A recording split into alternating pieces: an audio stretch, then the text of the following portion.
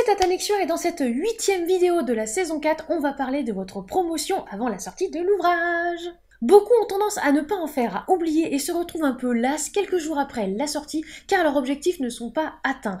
Pire, parfois, ils ne font pas de vente. Nous allons donc voir ça ensemble. On verra la semaine prochaine les campagnes Ulule, et oui je sais que c'est aussi une vidéo très attendue, et en attendant, on promeut le générique.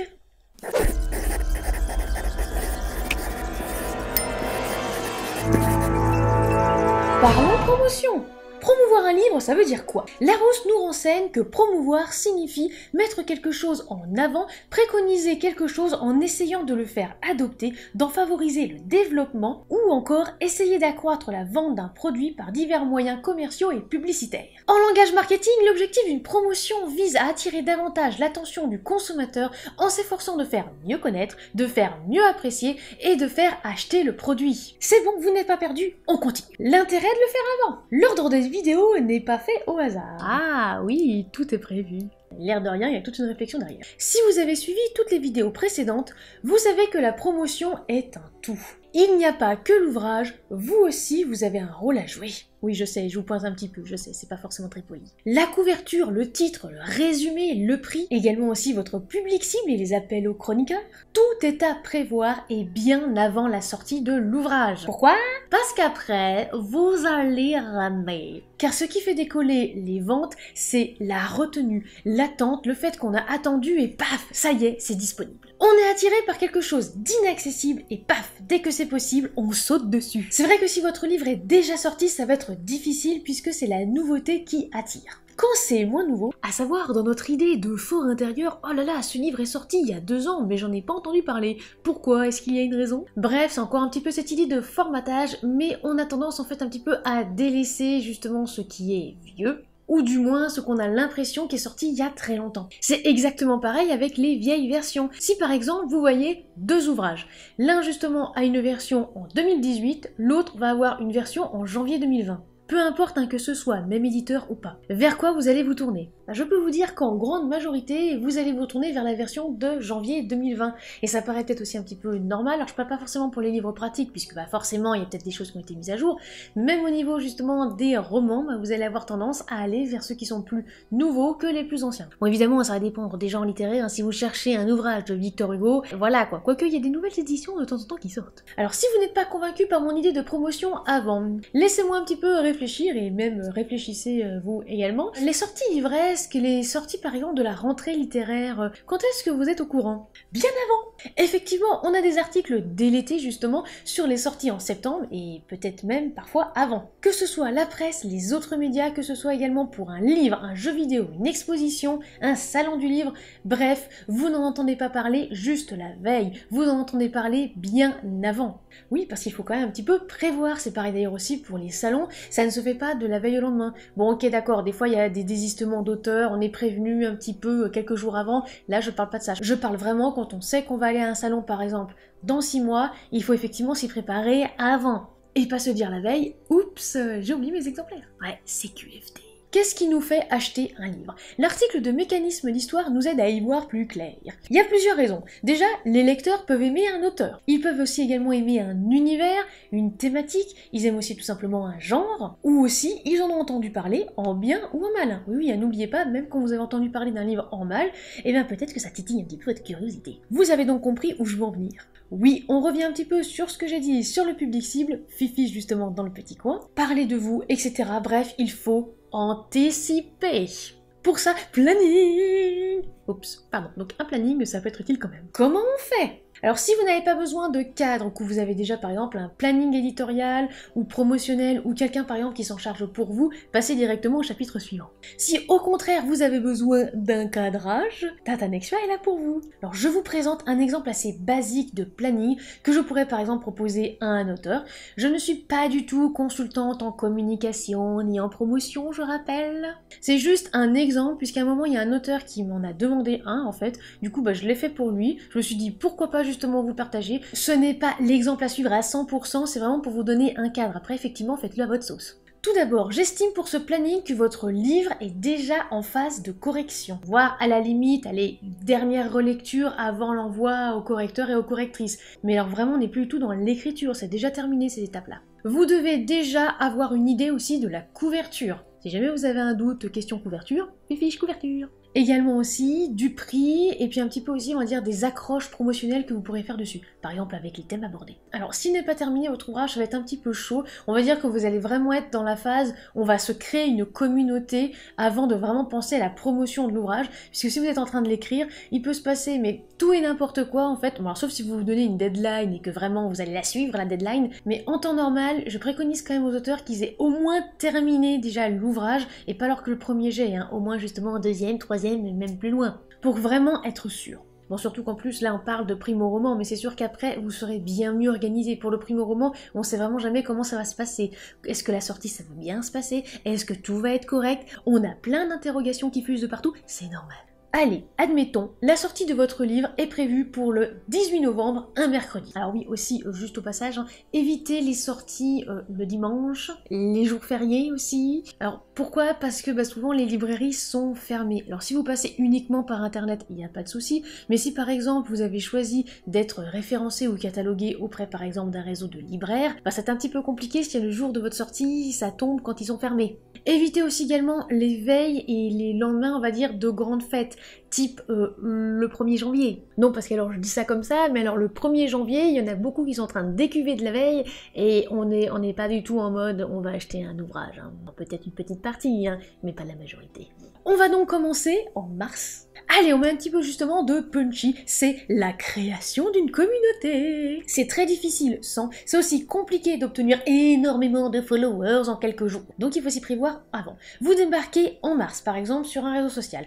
Vous créez votre compte. Alors le réseau social aussi que vous préférez. Hein. Il y en a qui vont préférer Twitter, il y en a d'autres qui vont préférer Instagram, d'autres Facebook, d'autres encore ils vont aller aussi sur Pinterest. Vraiment, mais ça dépend. Et puis il y a également aussi ceux et celles qui veulent justement lancer une chaîne YouTube et parler justement de leur ouvrage sur YouTube. Ça dépend vraiment de vous. Alors c'est parti, vous avez fait en plus votre petit post. Vous savez, j'en ai parlé dans le pub Dixie par rapport au post de présentation. Vous pouvez également songer à votre site internet, avoir peut-être quelques idées, peut-être aussi demander de l'aide justement à d'autres personnes, à d'autres auteurs, et aussi on va dire créer des liens, parce que c'est vraiment très important. Si n'oubliez pas que si vous débarquez là en mars, personne ne vous connaît. Il faut vraiment commencer à créer des liens, parler justement de vous, parler de vos écrits et vous créer une communauté.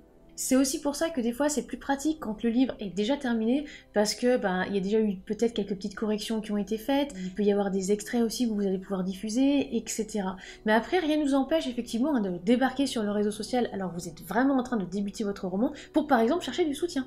Allez, vous êtes bien en amont de la sortie, vous avez du temps, c'est bien. En avril, là ça va vraiment être pour le coup partager les écrits, partager des extraits et pourquoi pas aussi participer à des défis d'écriture. Alors j'avais proposé justement à l'autrice qui m'a demandé l'idée du planning, elle était sur Wattpad, elle avait une toute petite communauté là-bas et vu qu'elle allait justement démarrer une nouvelle histoire et celle-ci elle voulait vraiment publier, c'était vraiment en mode je vais la publier celle-ci, lui dit écoute c'est parti, même sur les autres réseaux sociaux, partage justement quelques chapitres, explique justement que tu vas publier par exemple les tout premiers chapitres justement pour donner envie. De l'ordre de 1 par semaine aussi c'est pas mal. Cela lui a permis aussi de gagner pas mal d'abonnés, surtout sur Instagram, puisqu'elle justement elle était sur Insta, des visites sur son blog, puisqu'elle avait aussi un blog. Et donc je rappelle, soit le blog vous l'avez fait avant, soit justement en mars, vous avez justement pensé à le faire, vous avez peut-être un petit peu réfléchi à votre site internet. L'air de rien, le temps passe vite et normalement fin avril, vous devriez déjà avoir quand même une bonne base communautaire. Songez également aux interviews des blogueurs. Prenez-y-vous bien en avance également. Pourquoi? Parce qu'il peut y avoir aussi énormément d'attentes. Pour par exemple le carnet de Stitch, j'ai attendu je crois 6 à 7 mois pour que l'interview soit en ligne. Idem également pour les chroniques, j'en ai parlé dans l'appel aux chroniqueurs, réfléchissez-y à ce moment-là et c'est aussi pour ça que j'ai dit c'est quand même mieux quand votre ouvrage est terminé en phase de correction ou que là voilà c'est on va dire les dernières finitions et puis c'est terminé. Comme ça permet justement de pouvoir commencer à envoyer l'ouvrage aux chroniqueurs. Il va y avoir justement l'été où ça va être vraiment un petit creux complet. Et si vous débarquez en septembre tout frais en disant « Et au fait les chroniqueurs, j'ai un petit roman là qui sort dans 2 mois, est-ce que vous êtes dispo ?» il se peut qu'il n'y ait plus de place. Donc n'hésitez pas à réserver une place bien en amont, si cela est possible. Si vous n'aviez pas pensé aussi au prix, c'est vraiment le moment d'y songer. C'est le moment aussi de faire vos calculs. En juin, bon alors je vous l'accorde, confinement oblige, bon le planning que j'avais prévu pour juin a été un petit peu modifié avec l'autrice en question. Ça, disons que ça a un petit peu changé les perspectives, mais commencez à prévoir les campagnes Ulule. On en parlera justement à la rentrée, mais c'est vraiment important d'y penser à ce moment-là. Je rappelle que les campagnes Ulule, ça peut servir justement à payer les correcteurs, les illustrateurs, bref, les collaborateurs avec qui vous avez travaillé sur votre ouvrage. Pourquoi maintenant? Déjà parce qu'après, il va y avoir l'été. Et l'été, je peux vous dire que juillet et août, il n'y a pas vraiment beaucoup de monde sur les réseaux sociaux. C'est un petit peu mort, on va dire. Et c'est pareil aussi pour les salons littéraires, il y en a très peu. C'est bien pour ça que si vous voulez justement lancer une campagne Ulule, soit vous la faites donc bien avant l'été, ou alors vous la démarrez avant, et peut-être que ça va peut-être se finir un petit peu à la rentrée, mais évitez en revanche la rentrée scolaire. On en parlera mieux dans la vidéo justement à la rentrée, mais à la rentrée scolaire, il y a d'autres dépenses en fait qui arrivent et les gens peuvent avoir beaucoup moins d'argent justement à donner. Bon, votre livre va sortir en novembre, je vous rappelle, donc juin, c'est pas mal quand même vraiment pour s'intéresser aux campagnes, que ce soit justement des interviews à vous, personnelles, ou aussi des interviews des personnages. Il y a certains blogueurs et blogueuses qui font des interviews de vos personnages. Ça change un petit peu des interviews de l'auteur et de l'autrice. Pourquoi pas, ça peut aussi un petit peu redonner de l'intérêt à votre univers. N'oubliez pas également, si jamais c'est un ouvrage fantasy, si jamais vous avez une carte aussi, d'en montrer peut-être un petit bout, d'expliquer justement les lieux, pourquoi vous avez écrit cela. Il y a aussi par exemple dans les stories Instagram des templates, ça peut être pas mal aussi pour vous connaître et vous faire connaître. N'hésitez pas aussi à taguer vos amis auteurs pour qu'ils participent également. Participez pourquoi pas aux micro-nouvelles de Chaos Auteur sur Twitter et aussi aux interviews. Il y a pas mal justement de personnes, que ce soit Plumly sur Twitter, il y a eu aussi Nix récemment. Alors oui, ça fait un petit peu de spam, personnellement je le fais plutôt le soir quand il y a moins de monde, mais ça permet aussi de vous faire connaître et de permettre, on va dire, qu'on connaisse aussi vos univers. Bref, tout ce qui peut titiller la curiosité, au mois de juin c'est bon, on est au taquet là. En juillet-août, donc c'est l'été, il y a beaucoup moins de monde sur internet, parce qu'ils sont tous dehors. Il y a peu de salons littéraires, comme j'ai déjà dit, les gens sont en vacances, bref, c'est le moment de décompresser. Oui, parce qu'après, ça va être la dernière ligne droite. Donc vraiment, décompressez, prenez du temps pour vous, reposez-vous. Vous pouvez continuer à parler de votre ouvrage avec pourquoi pas des montages, des extraits. Si vous étiez sur une plateforme en ligne et que vous désirez justement en dévoiler un peu plus, c'est possible à ce moment-là. Si vous bossez sur une suite ou un autre ouvrage, rebondissez, comme ça vous allez pouvoir parler de ce que vous écrivez en ce moment et du livre qui va sortir. Et également, ça peut être l'occasion en juillet-août de regarder et de zioter un petit peu les inscriptions au salon. Et oui, puisque justement en juillet-août, la plupart des salons, il n'y en a pas. Et vu qu'il y a beaucoup moins de sollicitations sur les RS, il y a beaucoup moins de personnes, c'est l'idéal, on va dire, pour faire soit un rétro-planning de tout ce qui va se passer dans les mois qui viennent, ou tout simplement de regarder les salons qui pourraient être intéressants dans la région et de regarder comment s'inscrire. En septembre, vu que votre ouvrage sort en novembre, c'est parfait pour la cover reveal. Mais oui, vous vous souvenez, le hashtag cover reveal. Si justement vous êtes renseigné sur les chroniqueurs et chroniqueuses en avril, si justement vous avez eu un créneau, c'est le moment d'envoyer votre ouvrage. Si vous ne l'aviez pas fait aussi, voilà, par exemple, vous regardez cette vidéo et que malheureusement votre livre est dans 2 mois, n'hésitez pas quand même à regarder sur les RS s'il y a des chroniqueurs et chroniqueuses qui ont ouvert leur service presse. Ou aussi sur les sites, comme j'en ai déjà parlé dans la vidéo précédente. Dévoilez le résumé. Fiche pour celles et ceux qui ne savent pas encore comment faire le résumé. Vu que normalement votre site internet ou votre blog est prêt, puisque je vous le rappelle, normalement vous l'avez déjà fait bien avant, et que vous avez une base communautaire, puisque je le rappelle, vous avez débarqué normalement en mars et vous avez commencé à vous créer une communauté en mars. Bref, tout est là. Donc si les personnes veulent des informations sur vous, puisqu'en plus c'est la rentrée, donc il peut y avoir un petit peu des nouvelles têtes, on va dire, normalement elles ont tout à leur portée. Et c'est ça justement qui est pas mal, puisque vous pouvez dire « Ah, par exemple, tu as envie d'avoir des informations sur tel personnage, sais-tu que j'ai fait une interview de personnage ?» Et hop, vous pouvez partager un lien. « Ah oui, j'ai un site internet, si tu veux en savoir plus sur moi, voilà, je te donne le lien. » Par exemple, alors on s'entend bien, là je ne parle pas de bassiner les gens en MP, on est d'accord. Là on parle juste du fil d'actualité, de discussions respectueuses et bienveillantes envers les personnes. Et puisque vous avez fait tout ça en amont, eh bien ce qui est génial, c'est que vous allez pouvoir vous dégager du temps, puisque tout est prêt, tout est là, eh bien il reste plus qu'à se concentrer sur l'essentiel. C'est aussi pour ça que j'aime bien mes idées de planning, parce que je trouve que déjà ça nous enlève un petit peu un poids, ça nous enlève, on va dire, une épine du pied, du stress, puisqu'il y a des choses qui ont déjà été faites, puisqu'au mois de mars, vous allez beaucoup moins stresser qu'au mois de septembre pour la sortie de votre ouvrage. Je vous le dis d'avance, c'est du vécu. C'est bien pour ça qu'en mars, si jamais vous faites votre site internet, vous allez avoir moins de pression en fait sur les épaules. Donc ça va aller mais beaucoup plus vite, parce que vous serez pas stressé stressé, vous n'allez pas être pressé par le temps non plus. Pendant justement que les chroniqueurs et chroniqueuses sont en train de décortiquer votre ouvrage, pensez justement à vos précommandes si vous voulez en faire. C'est le moment, si par exemple vous passez avec la plateforme Amazon, de commencer à faire les précommandes en e-book. Si au contraire vous êtes dans une maison d'édition ou sur une autre plateforme, est-ce que les précommandes aussi papier sont possibles? Réfléchissez aussi à ça peut être pas mal. À ce moment-là, en plus, en septembre, c'est pas mal de songer au dépôt légal. Puisque votre ouvrage va sortir en novembre, vous allez pouvoir mettre le dépôt légal en octobre et donc fin septembre, l'envoyer à la BNF également. Alors oui, évidemment, ce conseil vaut pour ceux qui peuvent avoir des exemplaires auteurs avant la sortie. Si par exemple vous passez par Amazon, il faut que votre livre soit sorti pour pouvoir commander des exemplaires auteurs et donc en envoyer un à la BNF. Bref, c'est le moment aussi un petit peu de vous constituer un petit stock si jamais vous en avez la possibilité et de faire des photos. Et oui, puisque vu qu'en plus la cover reveal est passée, le résumé vous l'avez mis, c'est le moment justement de commencer à faire des photos, pas toutes les mêmes justement. Faut vraiment aussi que ce soit fait à votre sauce, que ça parle de votre univers et on va dire de vous. Puisque comme je l'ai déjà dit dans pas mal de vidéos, soyez naturel. En octobre, parlez de vous, de votre livre, de la sortie, bref, alternez. Si vous pouvez faire un post par jour sur un RS, pourquoi pas? L'idée est au moins de faire 3-4 posts par semaine. Attention, je n'ai pas dit de faire 3-4 posts par semaine pour bassiner les gens comme quoi votre livre va sortir le 18 novembre. Comme j'ai dit justement, il faut un petit peu alterner. Pourquoi pas un post dans lequel vous allez prévenir les personnes que votre livre sort le 18 novembre? Pourquoi? Déjà parce qu'il y en a peut-être, ça va tomber le même jour, ou pourquoi pas le même mois, ça peut aussi rapprocher. Il y a aussi des comptes, que ce soit pour les auteurs édités ou auto-édités, qui justement ça les intéresse en fait de savoir quand votre livre va sortir, puisque même eux peuvent faire de la pub justement pour la sortie de votre ouvrage. En revanche, il faut effectivement en parler avant. Si vous avez prévu des interviews et qu'elles sortent à ce moment-là, eh bien c'est le moment justement de les sortir. Si vous avez été interviewé par la presse, la radio, parlez-en. Si vous aviez prévu de faire un live avant la sortie de l'ouvrage, que ce soit pour parler du livre ou alors peut-être pour plus vous connaître, parlez-en. Et en plus c'est parfait en octobre puisque c'est juste un mois avant la sortie de votre ouvrage, c'est assez proche on va dire de la sortie. Et puis si vous êtes sur les réseaux sociaux depuis déjà le mois de mars, on commence un petit peu à vous connaître et normalement on vous a un petit peu apprivoisé. C'est le moment en octobre de renforcer votre communauté, de peut-être faire aussi de nouvelles rencontres, de nouvelles personnes, mais là ça va vraiment être le renfort de la communauté.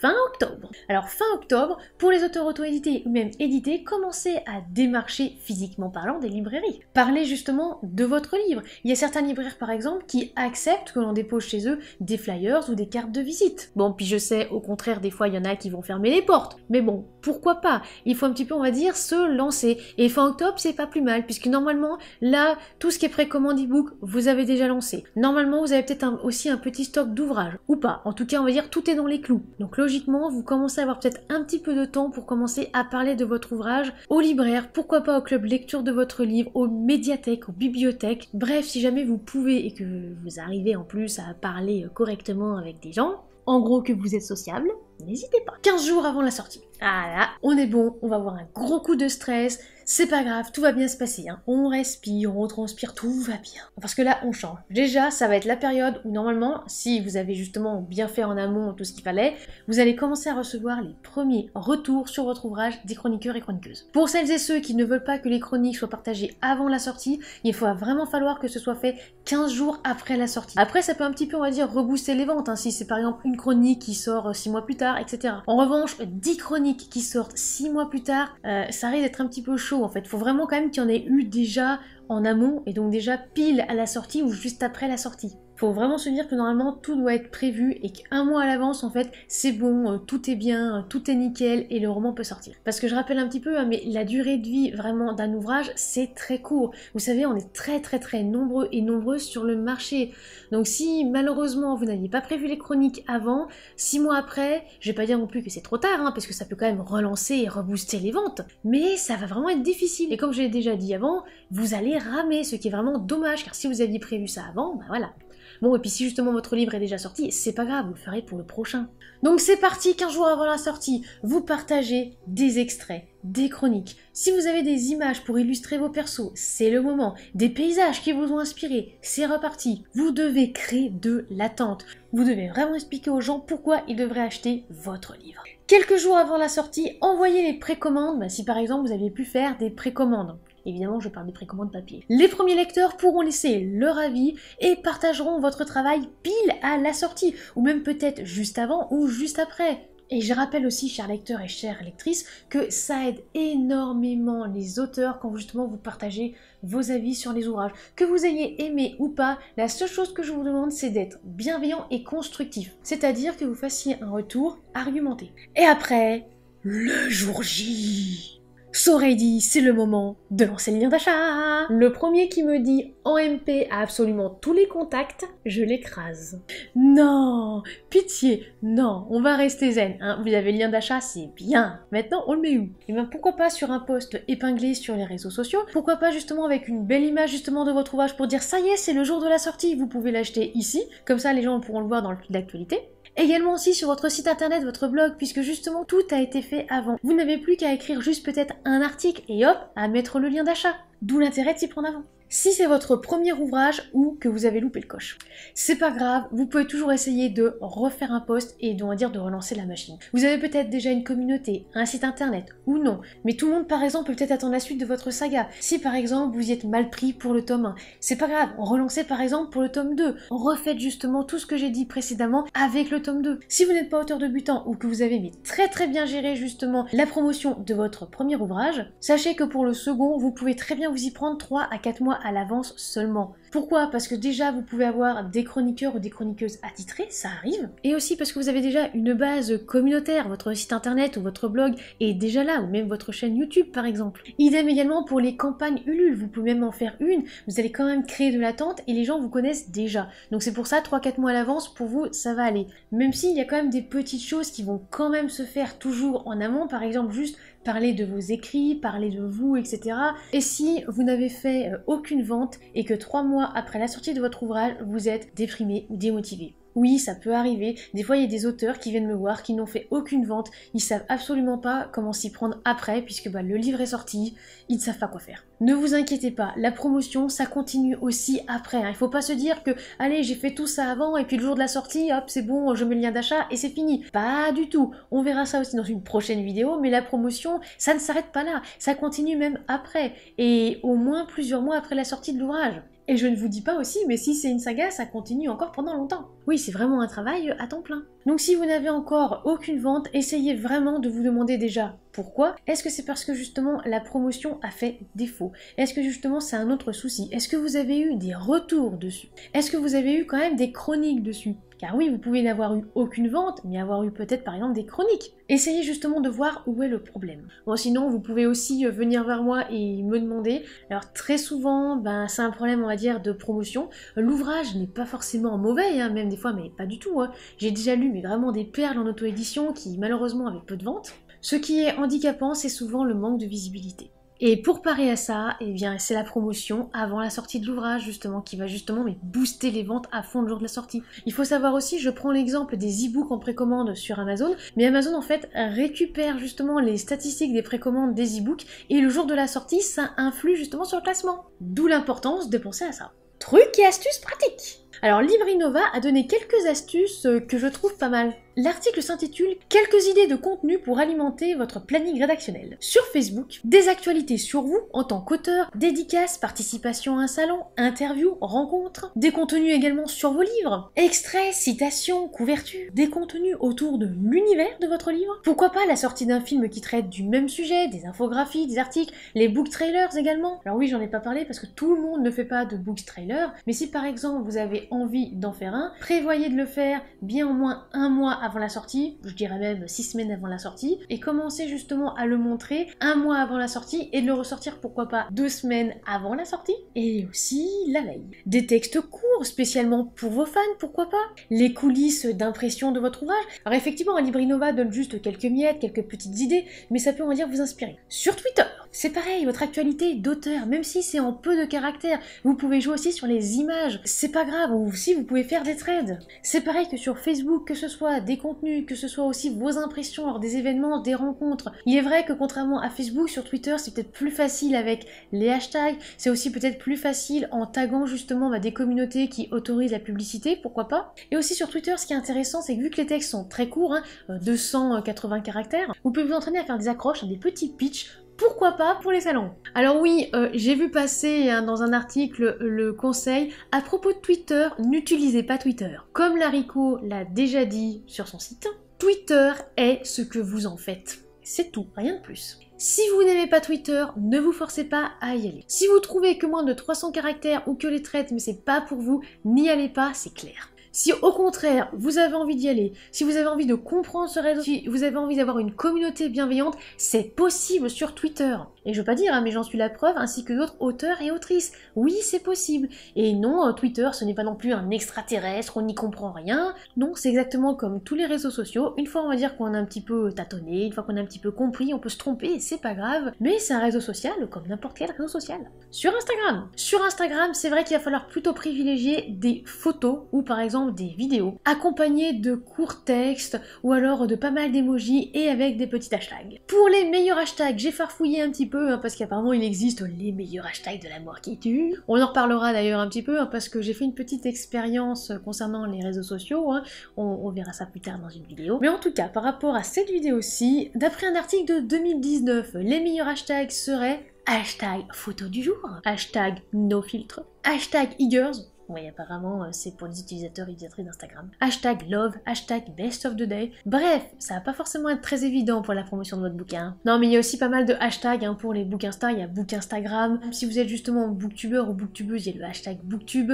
Il faut un petit peu parcourir un petit peu ce réseau social pour trouver les hashtags. Oui, Instagram, c'est encore un petit peu flou pour moi, mais je m'entraîne. Et c'est pareil, des moments de votre vie d'auteur, que ce soit par exemple une pause pendant la rédaction d'un manuscrit, un endroit où vous vous trouvez. C'est beaucoup plus facile, on va dire, peut-être de parler de ça et de parler de son quotidien sur Instagram, en tout cas c'est mon avis personnel, que sur d'autres réseaux sociaux. En revanche, sur tous les réseaux sociaux, vous pouvez parler de choses qui vous inspirent, que ce soit une personne, des tableaux, vous vous baladez dans le parc et puis paf, ça vous fait penser justement à un moment de votre ouvrage, pourquoi pas, parlez-en. Qu'est-ce qui fonctionne? En parler à son entourage, à vos contacts. Déjà le fait de dire « je vais sortir un livre » ou « j'ai sorti un livre », ça peut avoir deux conséquences. Alors soit ils s'en foutent, soit ils vous encouragent et c'est ça qu'il va falloir retenir. Les encouragements, oui, les encouragements, l'entraide, le reste, j'ai envie de dire get out. Si vous avez des connaissances, des fans par exemple de littérature par le biais d'un club de lecture ou autre, profitez-en pour leur en parler. Vous avez quand même sorti un ouvrage, soyez-en fiers,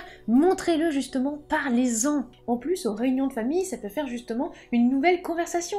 Ça va changer un petit peu de l'actualité, de la politique ou autre. Voilà, vous pouvez parler de votre livre. Communiquez sur les RS. Il vous faut une vitrine en ligne. Peu importe sur quel réseau social, sous quelle forme, mais il vous en faut une. Donc que ce soit blog, site internet, page Facebook, compte Twitter ou Insta, même une chaîne YouTube, peu importe, mais il vous faut au moins quelque chose. Même, pourquoi pas aussi créer votre propre groupe sur Facebook, c'est possible, certains auteurs et autrices le font. N'oubliez pas aussi de laisser un petit extrait quelque part, pourquoi pas sur Caméléon. Oui, alors je sais, c'est Calaméo, mais moi j'aime bien appeler ça Caméléon. Ou sur une autre plateforme. Alors je sais qu'il y a certains auteurs et autrices qui refusent les comptes sur les réseaux sociaux. D'accord, alors déjà ça peut être un petit frein en termes de communauté, surtout si vous habitez au fin fond de la pampa. Et en plus, à l'heure actuelle, les lecteurs et les lectrices aiment bien créer un lien avec la personne justement qui écrivent. Ça permet aussi un petit peu de franchir cette barrière qu'il y a entre auteur et lecteur. Oui, vous savez, des fois on a tendance à dire « Oh là là, les auteurs sont inaccessibles, on ne peut pas leur parler ». Le problème, c'est que les réseaux sociaux, c'est un très bon moyen aussi de se retrouver. Surtout en plus dans cette période de crise sanitaire où la majorité des salons sont annulés, où la plupart des rassemblements sont interdits, c'est quand même pas mal de continuer, on va dire, à avoir un lien, même si c'est virtuel, mais après on va dire tout va reprendre, donc pourquoi pas. Il est vrai que moi, quand un auteur justement me dit « Mais j'ai pas de compte sur les réseaux sociaux », je me dis c'est dommage parce que déjà l'avis sur son ouvrage, il va peut-être jamais le voir. Donc déjà, première chose, je trouve ça dommage en fait parce que je vais pas pouvoir justement lui parler de son œuvre, lui parler justement de ce personnage qui m'avait énormément attiré, ou au contraire de cette intrigue qui était super. Et puis aussi pour ses actualités, il y a des fois certains auteurs mais qui n'ont pas de site internet. Je vous vois venir tout de suite, si, j'ai un site internet, c'est juste que j'ai pas encore vraiment eu le temps de le terminer, et donc pour l'instant il est dans les limbes d'internet. Mais si, même moi j'en ai un. Offrez votre livre. Oui, je sais, ça peut revenir cher, mais ça peut vraiment valoir le coup. Récemment, une directrice éditoriale chez Tirage de Tête m'a annoncé que mon livre jeunesse avait été déposé chez une association et passé de main en main et était fortement apprécié. Également, si vous avez la possibilité justement d'en offrir aux bibliothèques, aux médiathèques, pourquoi pas, n'hésitez pas. Contactez la presse, les influenceurs, les chroniqueurs, ça marche, ça fonctionne, il ne faut surtout pas négliger ça. Allez vers vos lecteurs. salon, dédicace en librairie ou autre, n'hésitez pas à aller vers vos lecteurs. Oui, je sais, ça peut peut-être faire peur, c'est peut-être un petit peu flippant, surtout quand on n'en a jamais fait, mais croyez-moi, cette expérience va vous enrichir, vous n'imaginez même pas à quel point ça sera juste génial. Travaillez sur votre prochain livre. Alors là, surtout, ça va parler peut-être pour ceux qui vont avoir l'impression que le premier a été un échec. Et j'ai bien dit un échec selon vos objectifs. Car oui, mettons-nous d'accord tout de suite, c'est pas un échec, puisque vous avez sorti quand même un livre. En revanche, si vous vous étiez donné un objectif de vendre 20 ouvrages et que vous n'en avez vendu aucun, et ce sur 2 ans, là d'accord, on va peut-être essayer un petit peu de savoir pourquoi justement pour vous c'est un échec, qu'est-ce qui n'a pas marché, etc. Allez, dites-moi qui n'a jamais connu l'échec. Vous ne trouverez personne. Pourquoi? Parce qu'on a tous connu au moins un échec. Alors je vais citer un exemple, mais je pourrais en citer plein d'autres. Mais vous pensez vraiment qu'Elon Musk avec son entreprise, il a connu que des réussites? Vous pensez aussi que moi je n'ai connu que des réussites et que je n'ai jamais connu l'échec? On a tous subi des échecs. Et c'est pas ça le principal. Le principal, c'est de rebondir, d'y aller à bras le corps, de se dire « Ok, on a eu un échec, c'est pas grave, il faut maintenant se relever. » Après, ce qu'il faut, c'est apprendre de ses erreurs et de foncer. Qu'est-ce qu'on garde? La motivation! Oui, je sais, je vous ai peut-être fait un petit peu peur. En tout cas, surtout, gardez la motivation. Et si jamais vous avez un petit coup de mou, un pic creux, eh ben c'est pas grave, justement. Allez voir vos amis, les personnes justement qui vous font du bien, ou appelez justement quelqu'un qui vous fait du bien. Bref, ne restez pas seul. En bref, ça y est, on arrive à la fin de la vidéo. Vous avez survécu jusque-là. Bravo! Alors, qu'est-ce qu'il faut du coup? Il faut anticiper bien avant la sortie de l'ouvrage. Il faut aussi s'établir un planning. Un calendrier, surtout si on a besoin de cadrage, pourquoi pas, ou qu'on a peur d'oublier. Créer de l'attente. Il faut faire fantasmer votre communauté. Ne pas spammer. Alors par pitié, ne mettez pas la même publication partout, ça lasse, c'est pénible. Et bien après on se dit aussi, vous manquez d'imagination, alors peut-être que vous écrivez de l'imaginaire. C'est un petit peu problématique. Ne pas embêter les gens en MP s'ils ne l'ont pas demandé. Si justement il y a quelqu'un qui vous a demandé de le prévenir quand votre ouvrage va sortir, vous pouvez le faire, il n'y a aucun problème. Si au contraire on ne vous l'a pas demandé, ne venez pas balancer votre lien d'achat comme ça en message privé. D'une, parce que une fois sur deux, vous allez être bloqué, et une fois sur deux, on n'aura pas du tout envie de lire votre ouvrage. Ce qui fait du coup 2 sur 2 de ça ne sert à rien. Alors peut-être que ça marchera avec vos contacts proches, c'est-à-dire votre famille, vos amis, le cousin éloigné, je ne suis pas sûre. Mais alors les gens que vous ne connaissez pas du tout, hop, qui vous suivent comme ça parce qu'ils disent ah pourquoi pas, tiens c'est un auteur qui va bientôt sortir son ouvrage, c'est pas mal, et que vous envoyez 3 liens d'achat, je peux vous assurer que juste après, si c'est mon cas, je ne vous suis plus. Ce n'est pas du tout ce que je recherche. Il faut savoir s'entourer. Que ce soit blogueur, chroniqueur, presse, libraire, bref, il faut bien choisir ses collaborateurs et avoir un bon réseau. Continuez ces efforts, même après la sortie de l'ouvrage. On le verra dans une vidéo précise qui concernera la promotion après la sortie de l'ouvrage, mais vraiment c'est très important. La promotion c'est avant et après la sortie de votre livre. Gardez la motivation, peu importe justement les obstacles, les échecs, les trous dans lesquels vous allez tomber. Il faut se relever, même si vous êtes écorché de partout, c'est pas grave, sachez rebondir. Ne pas se comparer aux autres. Ce n'est pas parce que Jackie a vendu 30 livres que vous n'allez pas justement en vendre 30, même si vous mettez peut-être plus de temps que Jackie. Ça ne veut rien dire. Peut-être que Jackie, dans 6 mois, il n'en vendra plus, et peut-être que vous allez continuer à en vendre. Arrêtez de vous comparer aux autres. On n'a pas tous le même objectif. On n'écrit pas du tout tous de la même façon. Chacun justement a sa façon de travailler, d'écrire, de promouvoir aussi. Stop la comparaison. Ayez plutôt des objectifs personnels. Et surtout, ça va rebondir sur le dernier point. Célébrez vos victoires! Oui, c'est pour ça d'ailleurs que j'ai parlé d'objectifs personnels. Vous allez justement avoir des victoires, même si elles sont toutes petites, les victoires, ce n'est pas grave. Célébrez-les. Ouais, vous êtes super ravis. Votre objectif, c'était de faire 10 ventes. Vous avez fait 10 ventes, mais applaudissez-vous. C'est très bien, vous avez réussi justement à atteindre votre objectif. Si votre objectif c'était plus ou si c'était moins, si votre objectif c'était de vous inscrire à un salon et que vous avez réussi, soyez fiers de vous. C'est super important. Imaginez, vous aviez un objectif d'atteindre 100 abonnés sur un compte de RS, vous l'avez réussi. Mais c'est génial, n'oubliez pas de vous féliciter. Oh voilà, mais ouais, mais j'aimerais quand même atteindre 200, etc. Non, non, non, non, voilà, stop. Vous allez vous poser 2 minutes. Votre objectif, c'était d'avoir 100 abonnés. Vous les avez eus. Donc, posez-vous et applaudissez votre travail pendant au moins 3 jours. Après, justement, vous allez pouvoir modifier votre objectif et vous dire « D'accord, les 100 abonnés, c'est fait, maintenant en route pour les 200. » Mais vraiment, c'est très important de se poser, de se reposer et de se féliciter. Vous le méritez, donc chouchoutez-vous. Voilà, c'est la fin de cette vidéo et j'espère qu'elle vous aura plu et qu'elle vous sera utile. Alors, ce n'est pas la dernière vidéo avant nos vacances, puisqu'il y a une vidéo qui arrive dimanche. Mais puisque le monteur va quand même s'octroyer une petite semaine de vacances, puisque là, il est un petit peu bosser un peu non-stop pendant ce mois-ci. On reviendra à la rentrée, soit le mercredi 4 novembre pour une autre vidéo. Et oui, et dans la vidéo du 4 novembre, on parlera des campagnes Ulule. Vous avez été très nombreux et nombreuses, et je vous en remercie d'ailleurs, de m'avoir renseigné justement sur Ulule, sur les campagnes, comment ça se passait, les avantages, les inconvénients de la plateforme, etc. Vraiment, merci à vous. Le script de la vidéo est génial, le tournage aussi, j'ai vraiment hâte de vous la montrer. N'oubliez pas de vous abonner, de lâcher un like et un commentaire, et pourquoi pas également de nous soutenir sur les plateformes de financement, que ce soit Tipeee ou Utip. Il y a une idée de boutique qui arrive, qui sera certainement là avant Noël. Ça nous fait toujours plaisir. Vous pouvez également nous retrouver sur les réseaux sociaux. Tous les liens justement sont dans les sources comme d'habitude, et en attendant la prochaine vidéo, soignez votre plume!